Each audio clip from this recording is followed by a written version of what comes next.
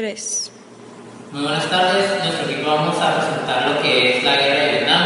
Y pues primero que nada, aquí tenemos algunos invitados que estuvieron presentes o que participaron de alguna manera en la guerra. Si les pido por favor que se presenten por cada uno. Mi nombre es Inga, nací en Vietnam y participé en la guerra. Mi nombre es Jimín, soy hijo de un gobernador y fue la estrategia de la guerra de Vietnam. Mi nombre es Jacob Barros, participé por la base de Estados Unidos en la guerra. Mi nombre es George Hopkins y soy ciudadano estadounidense. Yo testigué lo que sucedía en mi país durante el periodo que duró esta guerra. Ok, la primera pregunta es para ti y de Vietnam. ¿Cree usted que la guerra de Vietnam se recuerda como lo que fue? Pues en realidad empezó como una guerra entre dos culturas que no nos conocíamos. Yo no sé, bueno, muchas personas no saben el impacto político que tuvo en Estados Unidos, pero en Vietnam ocurrieron grandes tragedias y para mí lo personal es una de las cosas importantes que hay que aprender ya que no se sabe mucho. Ok. Y para Estados Unidos, ¿qué significa esta guerra? Pues Estados Unidos se involucró principalmente porque tuvo muchas razones para entrar a la guerra por Vietnam. Una de ellas es porque como Vietnam es un pueblo muy antiguo y a lo largo de los 100 años de su imperio hubo muchos invasores, ¿no? muchos invasores como los franceses, los japoneses y me incluyo con Estados Unidos. 3. Bueno, por último, ¿cómo queda la guerra ideológica para ti, Yoshimi? ¿Cómo queda la guerra ideológica, el eje de la Guerra Fría, cuando Estados Unidos pierde la guerra y supuestamente triunfa el comunismo dentro del país en Vietnam? Pues verás, Estados Unidos al invadirnos, pienso yo que pisoteó su discurso de libertad y la Unión Soviética al invadir Praga creo que va contra sus propias ideologías, entonces queda en un punto medio ya que como las dos se contradicen, no nos decidimos de cierto modo por alguna, pero al Estados Unidos ser el invasor principal, el comunismo es el que iba a reventar. Bueno, pues básicamente esta fue la entrevista. Les agradecemos su atención. Gracias. Ho Chi Minh, ¿qué nos puedes decir al respecto de la entrada de Estados Unidos a Vietnam o qué estaba sucediendo políticamente hablando? Pues verás, cuando yo llegué al norte tuve una influencia política muy importante. De hecho, se iba a convocar elecciones, pero como sabía y estaba seguro que íbamos a ganar, por eso mismo las evitaron. Como yo mencioné, yo estaba en el norte y en la provincia del sur gobernaba Nguyen, el cual pidió ayuda a los Estados Unidos para poder seguir siendo el líder político de aquella zona. Jacob, por parte de Estados Unidos, ¿ustedes cómo llegaron o cómo se hicieron? ¿Qué teoría tenían? ¿En qué se basaban? Pues te podría decir que nos basamos en la teoría dominó, donde decía que un pueblo se volvía comunista, todos los demás también. Por eso necesitábamos meternos en Vietnam, porque temíamos que Asia pudiera volverse comunista. O sea, ustedes en sí su fin lo que no querían es que que hubieran países comunistas, ¿no? Exactamente. Porque ustedes eran lo contrario, Sí. eran capitalistas. Claro. Pues con el pedido de los franceses encontramos la disculpa perfecta para entrar. Teníamos un plan. Inicialmente íbamos como asesores militares, para ser exactos, como en el 54 y el 55. Kim, de Vietnam, ¿ustedes cómo tomaron ese periodo? Pues lo que pasó fue que el periodo de asesores militares fue muy largo y durante su periodo nosotros los vietnamitas intentamos mejorar las condiciones en que vivía el pueblo y pues por el desconocimiento cultural que había entre nosotros lo hizo imposible, ya que no nos conocíamos muy bien y no nos logramos comunicar. Y hablando de esos temas culturales, ¿en qué se diferencia en la cultura de Vietnam con Estados Unidos? Pues nosotros los vietnamitas somos un pueblo totalmente diferente y pues tenemos una lógica diferente.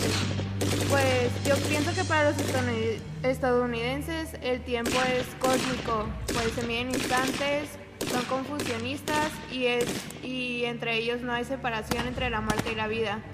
Y pues para nosotros los vietnamitas la tierra es sagrada. Entonces la hora de utilización de las armas químicas es como si se destruyeran los templos. Sí, tengo entendido que son un pueblo donde las aldeas se transmiten de generación en generación, ¿no? Sí, exacto. La siguiente pregunta es para ti también, King. Para ti, perdón, Jacob. ¿Cómo toman los norteamericanos? Bueno, tengo entendido que hubo un incidente que no se pudo probar, que fue un enfrentamiento entre ustedes dos, en el que, bueno, en el Golfo de Tonkin, para ser exactos, en 1965. Ustedes como gobierno norteamericano, sin verificar que hubo en serio un incidente, autorizaron el envío de tropas a Vietnam, y no en sí no eran asesores militares, sino que eran tropas que mandaban ustedes a Vietnam. ¿Cómo tomaron eso los norteamericanos? Recuerdo que el presidente Johnson y el Congreso norteamericano autorizó el envío de tropas de combate, sin explicarle a los norteamericanos lo que había pasado.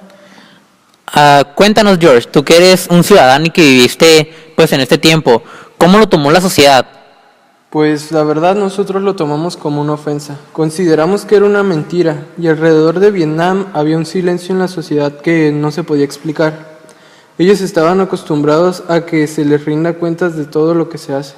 ¿Los americanos en realidad estaban conscientes del daño que sus tropas estaban causando allá? Pues la verdad el gobierno norteamericano nos ignoraba. Las universidades se comenzó a dar debates sobre lo que estaba pasando en Vietnam. A partir de aquí se arma un movimiento antiguerra que lo formaron los estudiantes de las mismas universidades norteamericanas. Llegaron a alcanzar movilizaciones de, recuerdo yo, aproximadamente unas 7,000 personas en 1967. Ya para el 69 había aproximadamente 950,000. ¿Y cuál era el perfil de estos manifestantes, de los que hablas? Pues como ya te dije, era mucha gente en la sociedad. La mayoría resultaban ser estudiantes reclutados que se negaban a prestar servicio militar. Y a pelear en Vietnam, ¿verdad? Sí, así es, y a pelear en Vietnam. ¿Qué papel cumplieron los medios de comunicación en este periodo de tiempo? Pues se dio mucho el periodismo underground. Los periodistas independientes y la prensa alternativa cubrían carácter independiente de lo que estaba sucediendo con Vietnam, porque la prensa oficial se negaba a explicar los hechos por el mismo gobierno. O sea, se puede decir que las personas independientes eran las que iban a ver qué onda, qué era lo que pasaba allá en la guerra. Exactamente. El movimiento de opinión pública llegó a ser tan grande que generó una profunda crisis interna por lo que sucedía en la guerra de Vietnam. Estados Unidos, aquí tengo entendido que comenzó a enfrentar un problema interno de opinión pública, ¿verdad? Sí, así es. Las consignas contra el presidente Johnson por parte de los estudiantes donde decían, ey, ¿cuántos niños mataste hoy? O sea, le decían directamente a él. Sí, así es, por completo. ¿Dónde se lo decían? Pues durante 3 años fue en la Casa Blanca directamente, fue algo que repercutió mucho en el país y en el aspecto que daba hacia otros países. Dice, fue lo que decidió no postularse a la reelección al mismo presidente. O sea, Johnson no se quiso postular por esto mismo que le decían pues los mismos estudiantes. Sí, eso fue lo que sucedió. Johnson se vio muy afectado por el movimiento de opinión pública de los más grandes que se ha dado en este siglo. Y por esto mismo tengo entendido que también fueron los asesinatos de Kennedy, de Robert, tanto Martin Luther King y también pues el presidente John F. Kennedy, ¿no? Sí, así fue. Muchos dicen que esto es lo que demostraba la intención de acabar con la guerra, pues los asesinos mataban a los que opinaban en el conflicto. ¿Cuándo se empieza, para ti, Jacob, cuándo se empieza a sentir debilitado Estados Unidos? Pues podría decirte que a partir del 68 es cuando empezamos a perder la guerra. Políticamente eso se vuelve una derrota militar.